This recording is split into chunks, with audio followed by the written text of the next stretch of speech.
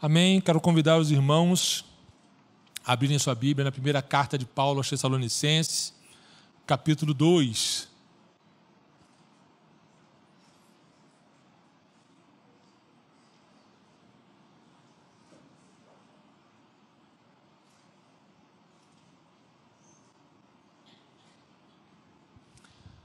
Primeira carta de Paulo aos Tessalonicenses, capítulo 2. Vamos ler do verso 1 ao verso 12.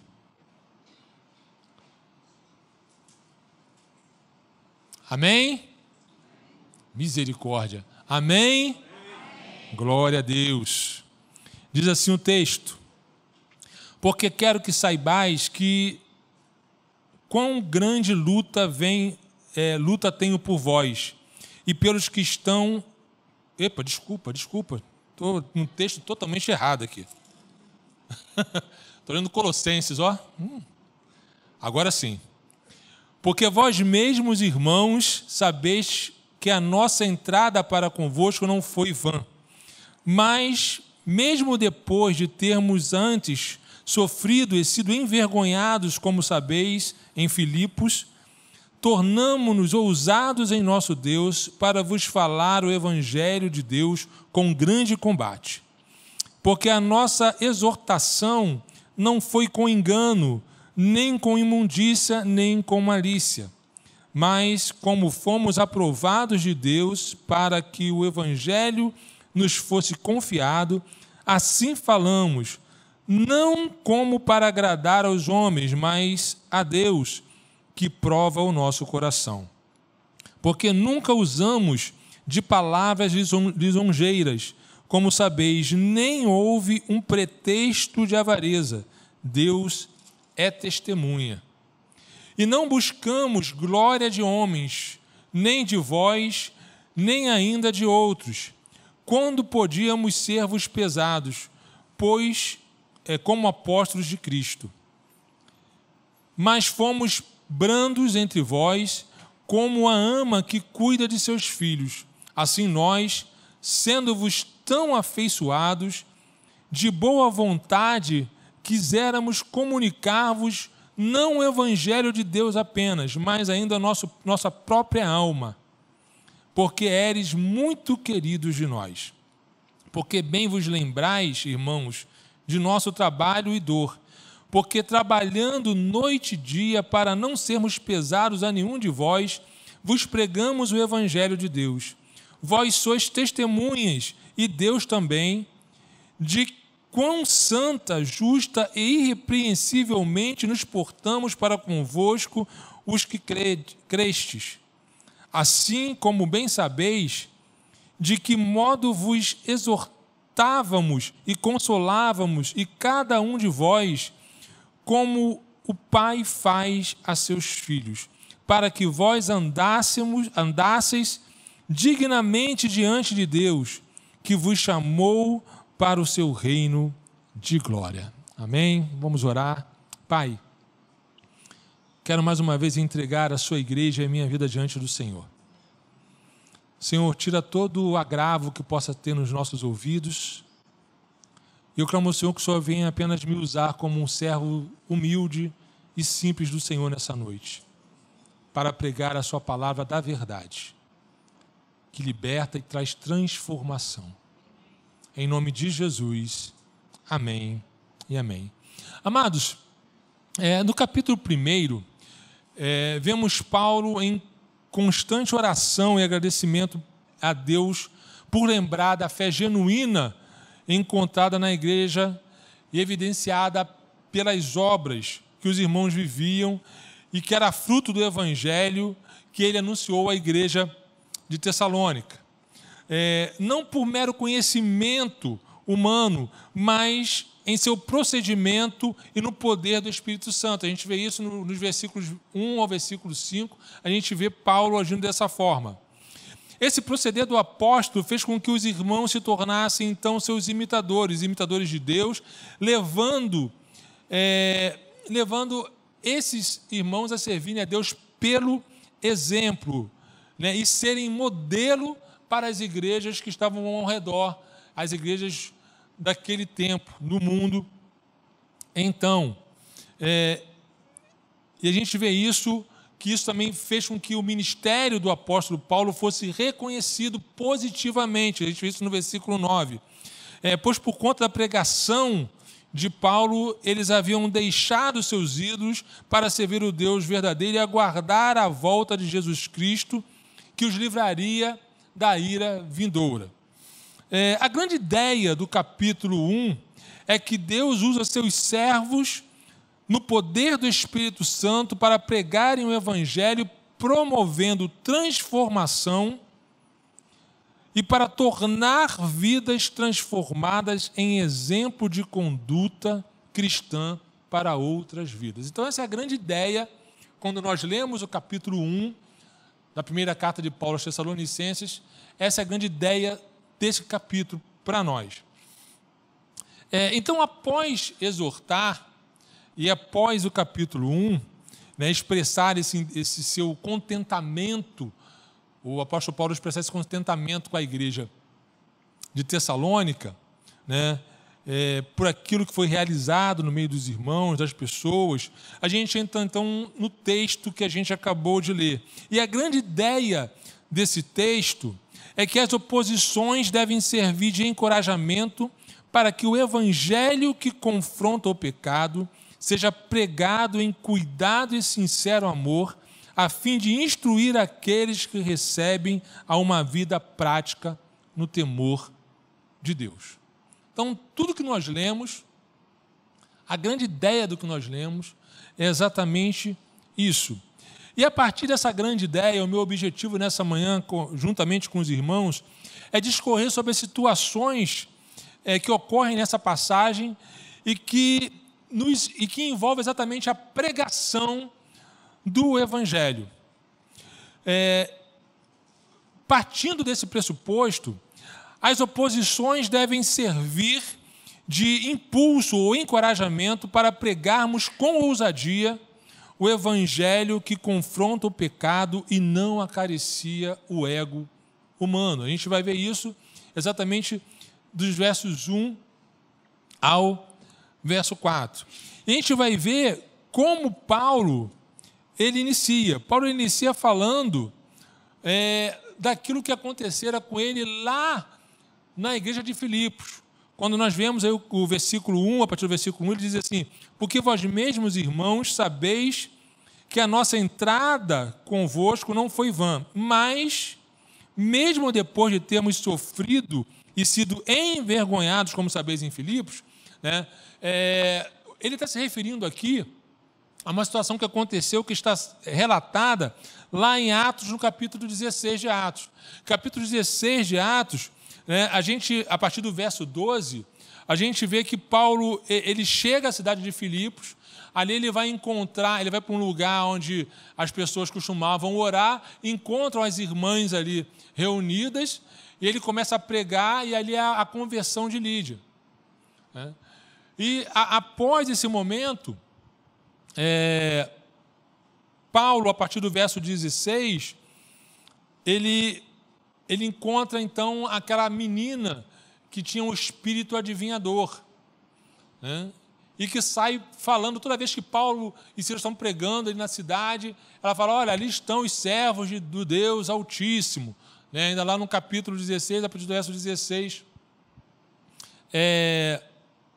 de Atos.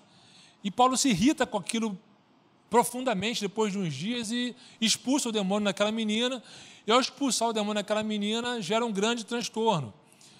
As pessoas que ganhavam dinheiro por causa desse espírito demoníaco de adivinhação que estava na menina, levaram o caso para os juízes da cidade. Esses juízes castigaram Paulo e Silas ali com varadas, com açoites, prenderam eles dois, no cárcere. Os irmãos sabem da história, ali no cárcere inferior, e eles ficaram ali, enquanto eles estavam no cárcere, eles louvavam a Deus. Olha só, como é que as perseguições não podem nos impedir nem de adorar a Deus.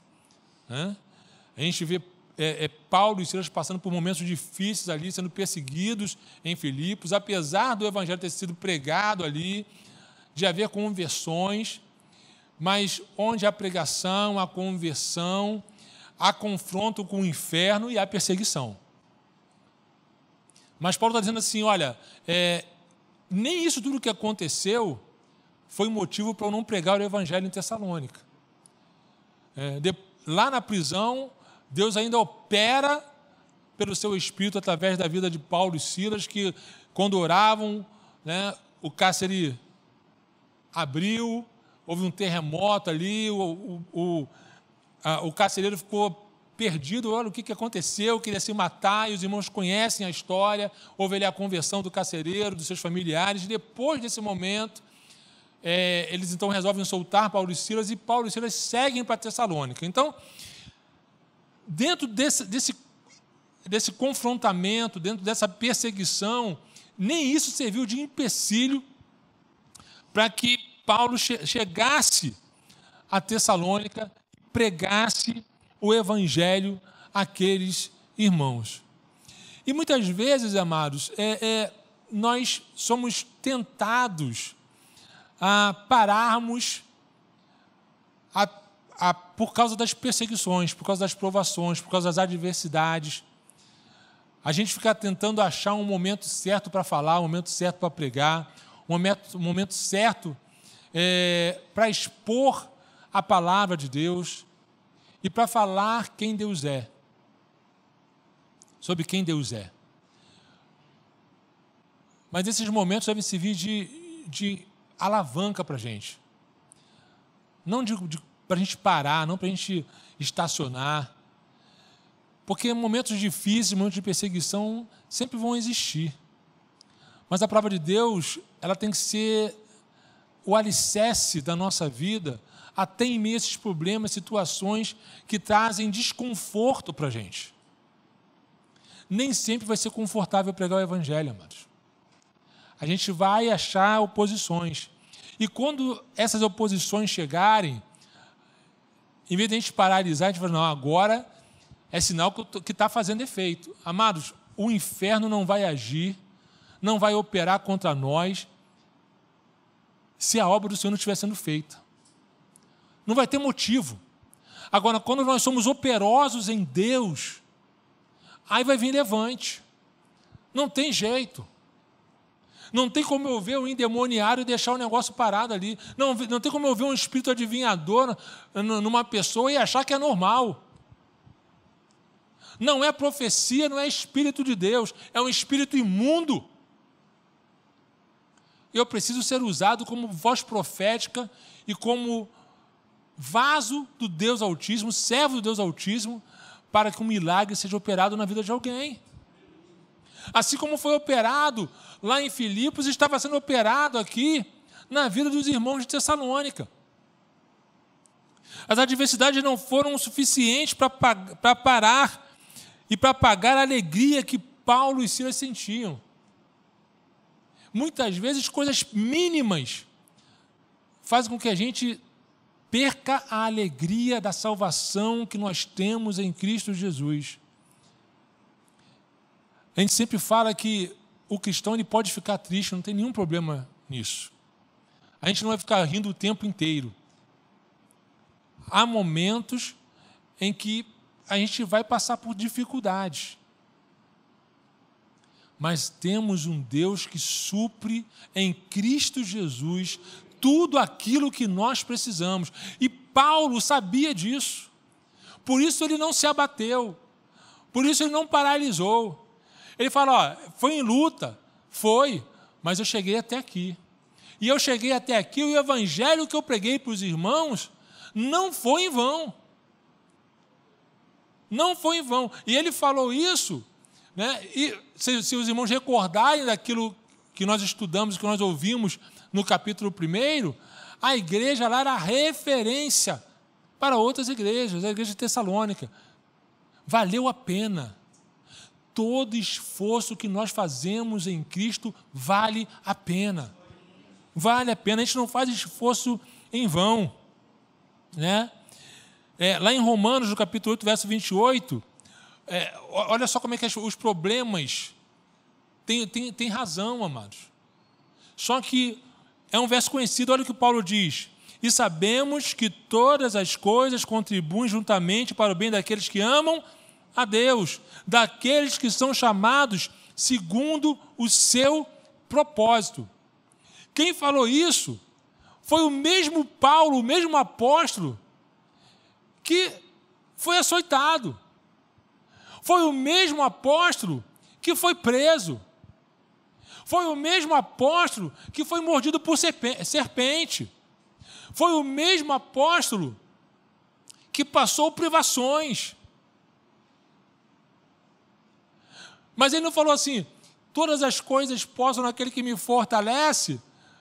Quando ele falou isso, não foi que eu posso fazer qualquer coisa, que eu sou o imbatível, que eu sou o Superman. Eu posso passar por todas essas situações que eu passei, sabendo que o Senhor é comigo. E que elas contribuem para o meu bem. E que elas contribuem para um propósito maior. Paulo foi preso, mas o carcereiro se converteu. Ele sofreu dificuldades, afrontas, mas isso fez com que ele chegasse a Tessalônica e pregasse o evangelho lá. Ele falou, não vou desistir. Não vou parar. Eu tenho um Deus, e eu tenho um propósito com esse Deus, e eu cheguei até aqui porque Deus me chamou para esse ministério. Ele fala no verso 4, mas como fomos aprovados de Deus para que o evangelho nos fosse confiado, sim, falamos, não como para agradar a homens, mas a Deus que prova o nosso coração. E aí Paulo ele chega àquele povo, àquela cidade com o intuito, olha, eu vou pregar o evangelho, preguei o evangelho para vocês e vocês reconheceram Cristo como Salvador. E os irmãos sabem muito bem que eu cheguei até esse lugar, não foi bajulando ninguém, não. Não foi falando aquilo que vocês queriam ouvir, mas foi trazendo o evangelho verdadeiro. Porque eu fui chamado para pregar esse evangelho verdadeiro.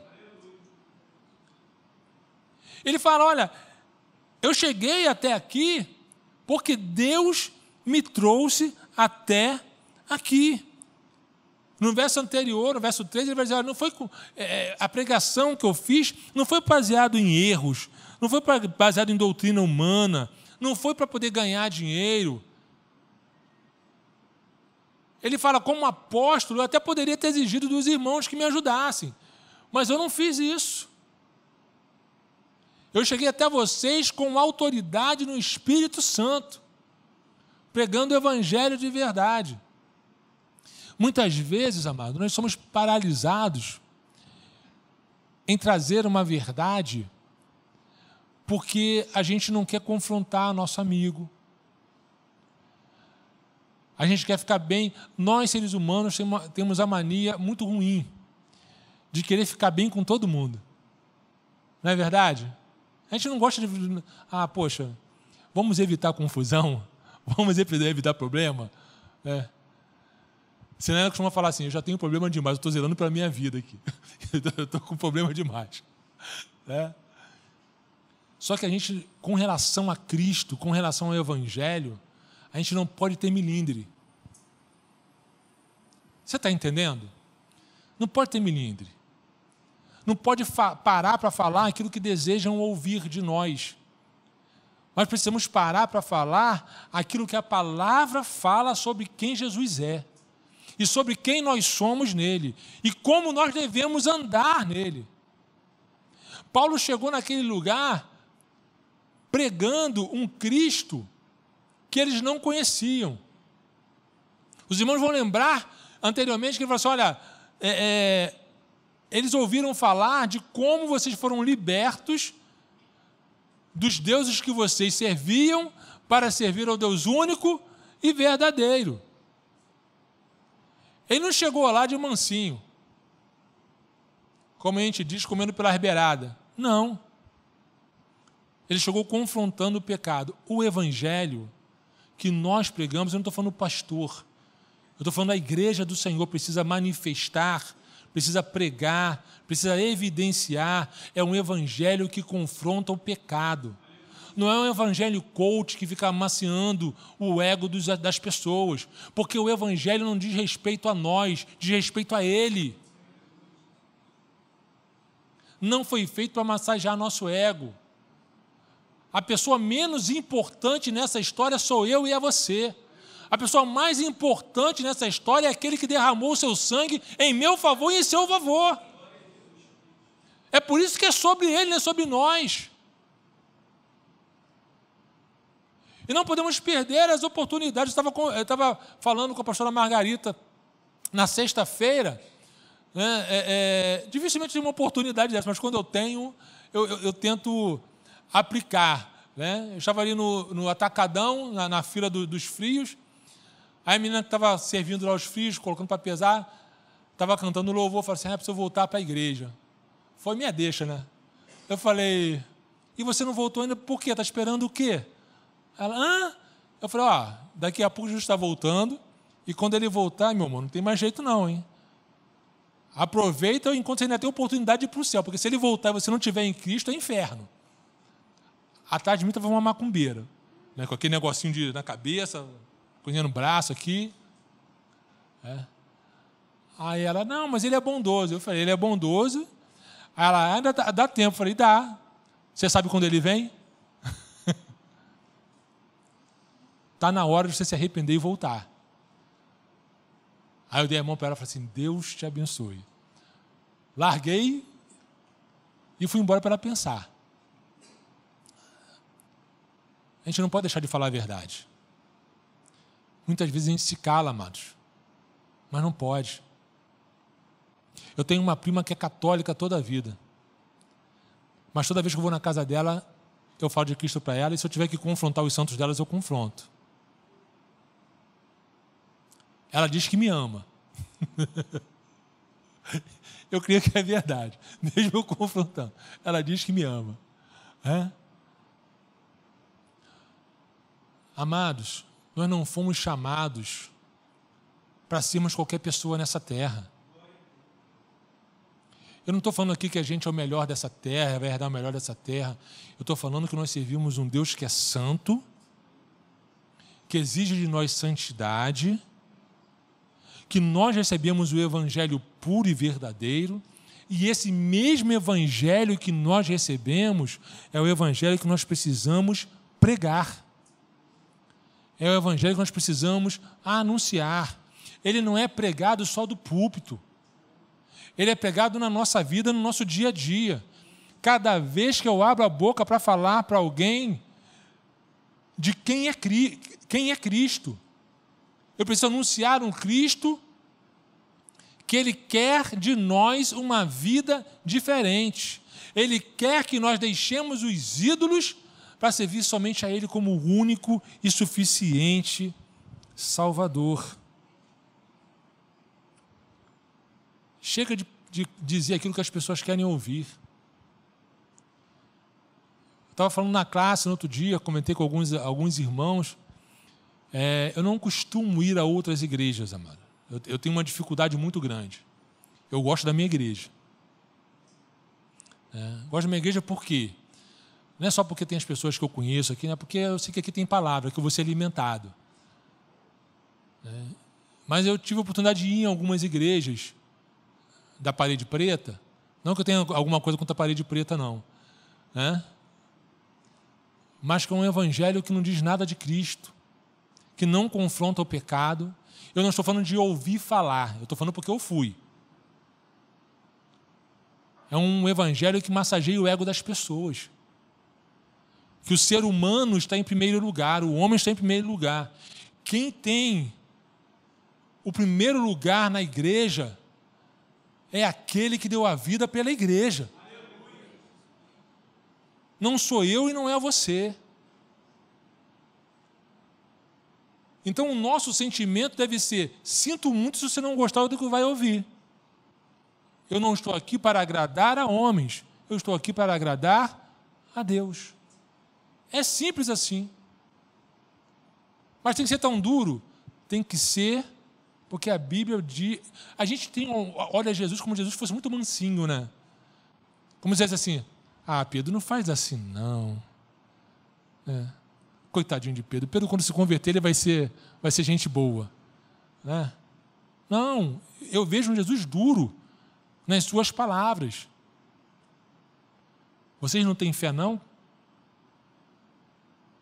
Poxa, filho, vocês estão comigo há tanto tempo e não têm visto o Pai? Toma jeito, rapaz. Eu estou aqui. Pedro, quando você se converter, você vai entender o que eu estou falando. Por enquanto, você não é convertido, você não sabe ainda não, mas quando você se converter, você vai saber. Eu vejo Jesus duro. Porque, apesar dele amar o pecador, ele não consegue conviver com o pecado. É inadmissível, a santidade dele não permite isso. E nós precisamos, então, vencer as oposições e esses impulsos que a gente tem. Muitas vezes somos tentados a nos calar e fazer vista grossa para algumas situações que ouvimos ou presenciamos, com a desculpa de não querermos criar problemas ou mexer com temas sensíveis. Mas o Senhor nos chamou para seguirmos corajosamente, pregando com ousadia, não um evangelho coach, que massageia o ego, mas aquele que confronta e aponta o pecado. Foi por isso que a igreja foi chamada. E aí, quando Paulo fala isso, ele entra num outro ponto da pregação, onde ele fala que o cuidado sincero em amor e não por benefício próprio deve ser o que nos move a pregar o Evangelho, do verso 5 ao verso 8. Paulo ele chega em Tessalônica, amados, com autoridade apostólica. Com autoridade apostólica. E ele fala, olha, eu não venho aqui buscando glória de homens, nem de vós, nem de qualquer outra pessoa. Eu não vim aqui para buscar nada de interesse meu. Eu vim aqui em amor sincero. Eu vim aqui num amor genuíno. Eu poderia exigir de vocês que me sustentassem como pastor, mas muito pelo contrário. Eu me esforcei, trabalho de dia e de noite para que as coisas aconteçam aqui. Paulo não era como muitos, amados, que chegam à igreja com um fim escuso, com um segundo propósito. Houve um tempo aqui, há muitos anos, alguns irmãos que são mais antigos vão lembrar, que apareceu um rapaz aqui, morava aqui na rua, que ele chegou aqui como um empreiteiro. Não, eu sou empreiteiro, sou crente, não sei o que lá. E aí, na época, a diretoria da igreja ia fazer a obra, deram dinheiro na mão do cara para fazer a obra. A irmã Nina lembra disso, né, irmã? Nem dinheiro, nem obra, nem o cara, sumiu. Aproveitador. Porque não é só pastor que se aproveita, não. Tem muita gente que entra na igreja para se aproveitar. Se aproveita dos irmãos, se aproveita para ser chamado de crente e ter benefícios. Houve um tempo em que ser crente era algo extraordinário. Na época da Revolução Industrial, lá na Inglaterra, as pessoas queriam contratar crentes, que eram os melhores funcionários que tinham. Hoje em dia, eu vou ser muito sincero, se eu fosse dono de uma empresa, dificilmente contrataria um crente. O pessoal não quer trabalhar, só quer ficar orando. Só que lugar de trabalho é lugar de trabalho, mano. Você fica em espírito de oração, mas lugar de trabalho é lugar de trabalho, não é lugar de ficar orando por ninguém, nem... Né? Fica em espírito de oração. Tem muito crente hoje que quer benefícios. Muita gente que está pouco preocupado com a saúde espiritual do outro, de como está a vida do outro. A gente se preocupa muitas vezes em saber como está, mas para fofocar, não para ajudar. E aí Paulo, ele chega dizendo assim, olha só, eu não entrei aqui no meio de vocês de qualquer jeito.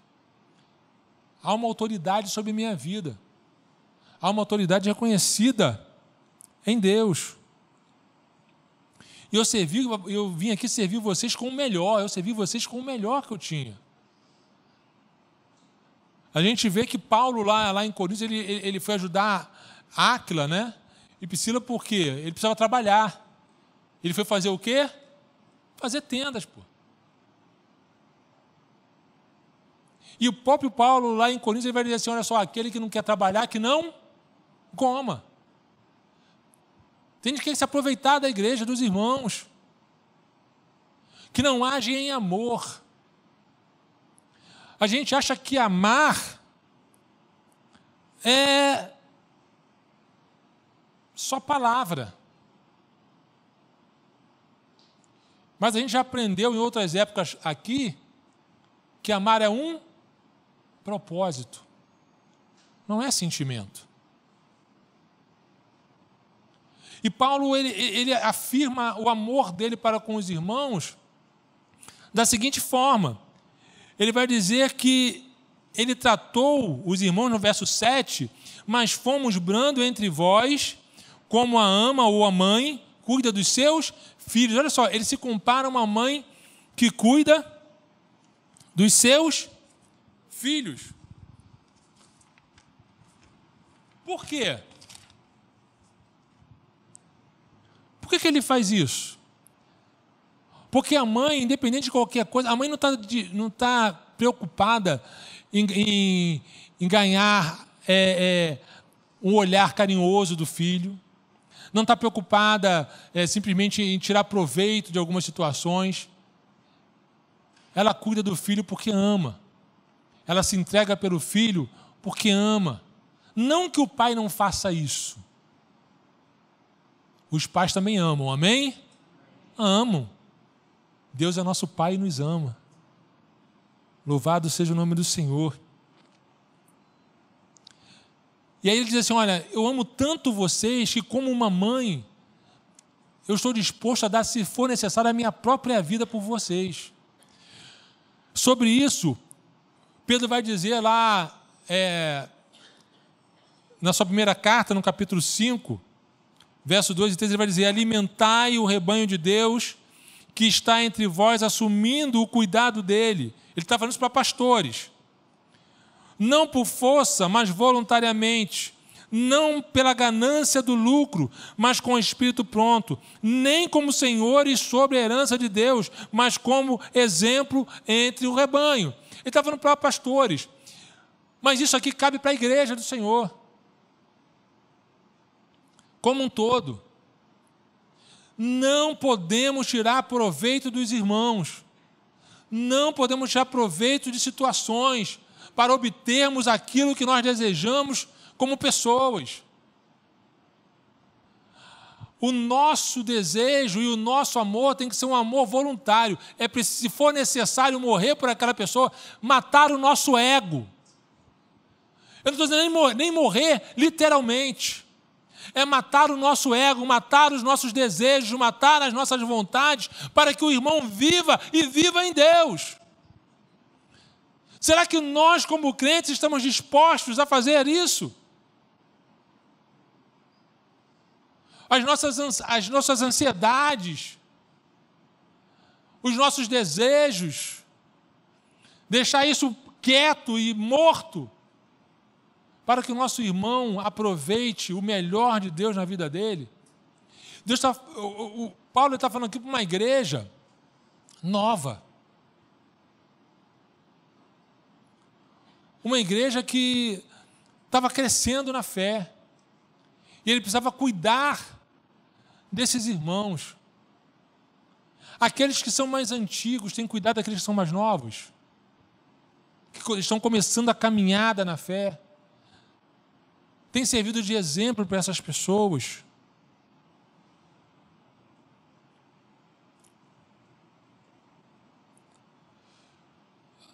Como eu falei, talvez você diga assim, pastor, mas isso aqui, esse texto é para pastores, mas lá no capítulo 2, no verso 9, Pedro vai dizer o quê? Que nós somos o quê? Sacerdócio real.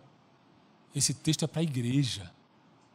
Esse proceder é para a igreja. Existe um pastor, mas todos nós somos sacerdotes do Deus Altíssimo. E vamos prestar conta a Ele.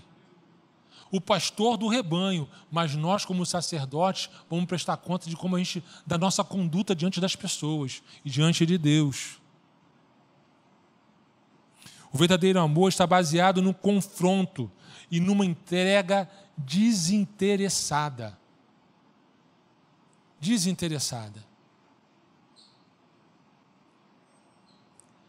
Ser amigo de quem tem dinheiro é bom? Deve ser, eu não sei. Eu não tenho amigo nenhum rico, não. Mas eu oro para Deus fazer os meus amigos prosperar. Quem tem amigo próspero está sempre bem, né? Não porque eu quero te aproveitar. Meus amigos, os amigos que eu tenho aqui na igreja e fora da igreja, eu conheci quando não tinham nada. E mesmo aqueles que hoje têm alguma coisa, né, continuam sendo meus amigos. E eu não tiro proveito disso. Pastor, mas você está falando de dinheiro? Não. Eu estou falando até de posições, de conhecimento.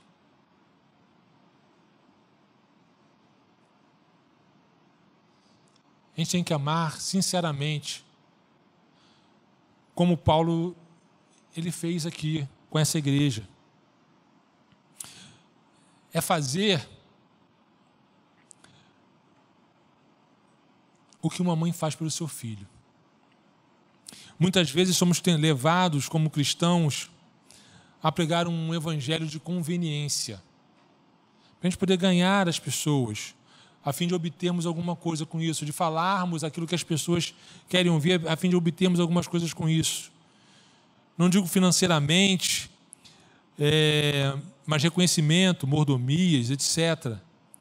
Esquecemos que esse chamado deve ser exercido em amor, assim como o Senhor diz e fez. Ninguém tem maior amor do que este, de algum homem entregar sua vida pelos seus amigos. João 15, 13.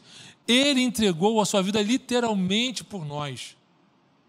O que nós precisamos é abrir mão da nossa vida pelos nossos irmãos. Só isso. E aí, quando Paulo diz isso, ele já entra em outro tema, onde ele fala que o esforço na pregação do Evangelho deve ter também por objetivo ensinar aqueles que se convertem a ter uma vida prática no temor de Deus. Ele encerra esse momento nessa carta, esse episódio nessa carta, as suas falas nesse trecho que a gente leu da palavra de Deus, dizendo exatamente isso. Verso 9 ele vai falar: porque bem vos lembrais, irmãos, do nosso trabalho e dor, porque trabalhando dia e noite, não para sermos pesados a nenhum de vós, mas pregamos o Evangelho de Deus, vós sois testemunhas, e Deus também, de quão santa, justa e irrepreensivelmente nos portamos para convosco os que crestes. E Paulo está falando isso porque nós vimos já no capítulo 1, né, que a vida dele, o modo como ele entrou no meio dos irmãos ali, serviu de testemunho para aqueles irmãos. Não foi só a pregação, foi o modo como ele viveu, o modo como nós vivemos, os esforços que nós fazemos, precisa servir de testemunho para as pessoas. Para quê? Para ensinar essas pessoas a prática do temor de Deus. Pregar o Evangelho, falar do Evangelho de Cristo, não é só subir num púlpito e pregar. Não é só falar para alguém que Jesus Cristo é Deus. Não é só simplesmente abrir a Bíblia em nossa casa, ou abrir a Bíblia no nosso culto doméstico e falarmos e meditarmos sobre textos e passagens bíblicas. A nossa vida, ela precisa se basear na prática daquilo que nós ouvimos, aprendemos e pregamos. É uma vida prática de temor a Deus. As pessoas precisam ver em nós aquilo que nós anunciamos com os nossos lábios. Eu não posso falar uma coisa e viver outra. Eu não posso anunciar uma coisa e viver outra. Se tem algum consultor financeiro que ele só vive na pindaíba, você vai confiar seu dinheiro a ele? Seus recursos a ele? Para que ele te indique o melhor caminho para você ganhar dinheiro? Nunca. Porque ele tem que viver segundo aquilo que ele ensina. Se você tem um cardiologista que fuma e bebe loucamente, eu nem vou. Se ele não cuida da saúde dele, vai cuidar da minha?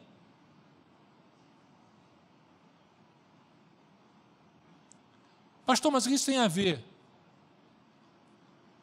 Os enviados de Deus somos nós. Aquele que Paulo diz que é embaixador de Cristo, somos nós. Nós somos embaixadores. O embaixador representa o seu país, a sua nação. A gente vive aqui, mas a nossa nação é o céu. A nossa pátria é o céu. Nós representamos aquele que nos chamou. E como representante, nós temos que viver do jeito que ele nos chamou para viver. Um evangelho prático. Os mais antigos, como eu falei aqui, como nós falamos anteriormente, têm que ensinar e servir de espelho para os mais novos, aqueles que estão começando a caminhar na fé. E aqueles que estão no mundo precisam ver em nós atitudes diferentes, visões diferentes, procedimentos diferentes, para que eles possam chegar a conhecer e se entregar àquele que chama, que arranca do pecado, arranca do reino das trevas e traz para o seu reino de luz.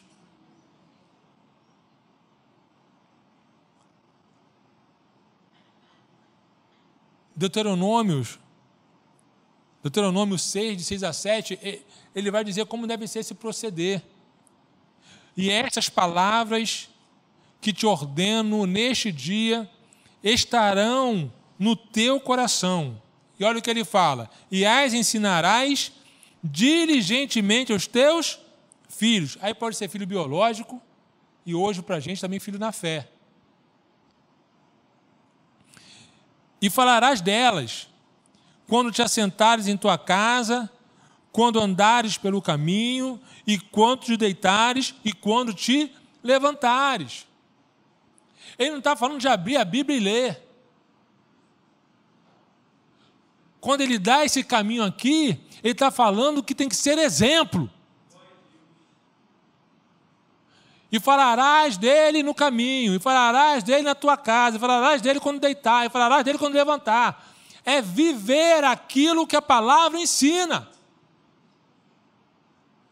Basta de um evangelho de conveniência, amados. É muito bom estar nessa casa de oração, é muito bom estar nesse lugar, é muito bom estar com os irmãos, é muito bom cantar louvores a Deus, é muito bom num domingo que tem almoço, estarmos juntos aqui, né, e liberar a patroa de fazer comida em casa. Mas eu vou dizer um negócio, isso não é nada se o nosso proceder não estiver em consonância, de acordo com aquilo que a gente fala.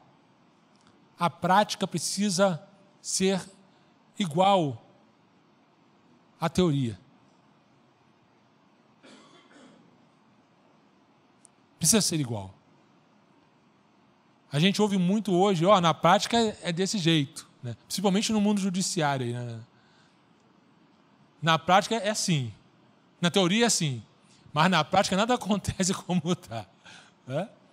O pessoal faz o que quer e nada acontece. Na vida do cristão não pode ser assim. Teoria e prática tem que ser a mesma. A prática é a teoria aplicada. Nós precisamos aplicar em nossa vida aquilo que nós aprendemos de Cristo. como cristãos, não apenas líderes, precisamos agir sendo exemplo, não apenas para os de fora, mas também para os de dentro, principalmente para os novos na fé, ensinando-os a viver uma vida que agrada a Deus. É poder dizer como Paulo: sede meus imitadores, como também eu sou de Cristo. Lá em 1 Coríntios 11, 1. Será que cada um de nós pode dizer isso? Me imitem como imito a Cristo. Por favor, não me digam nada, apenas reflitam. Porque eu reflito nisso todo dia.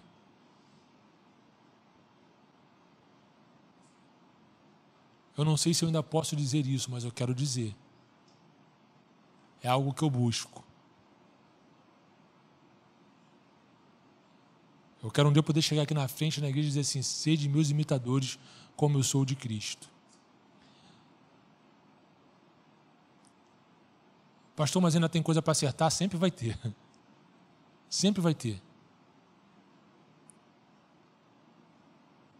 Mas eu preciso ser exemplo para os irmãos. E os irmãos precisam ser exemplo para quem está fora. Exemplo um para os outros e exemplo para quem está fora. Feche seus olhos.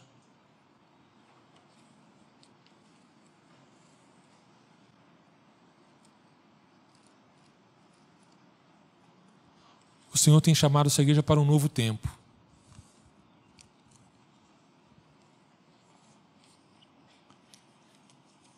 Chega de um evangelho fácil, simples, que não se opõe a pecado, que não se opõe a nada. Como nós aprendemos aqui nessa manhã, as oposições devem servir de encorajamento para que o evangelho que confronta o pecado seja pregado em cuidado e sincero amor, a fim de instruir aqueles que o recebem a uma vida prática no temor de Deus. Eu quero orar para que nós tenhamos isso na mente, no coração e na prática das nossas vidas. Senhor Deus, em nome de Jesus, nos colocamos diante do Senhor para que esse evangelho que transformou a nossa vida, possa através de nós transformar outras vidas. Que nós possamos, ó Deus, confrontar o pecado através desse evangelho.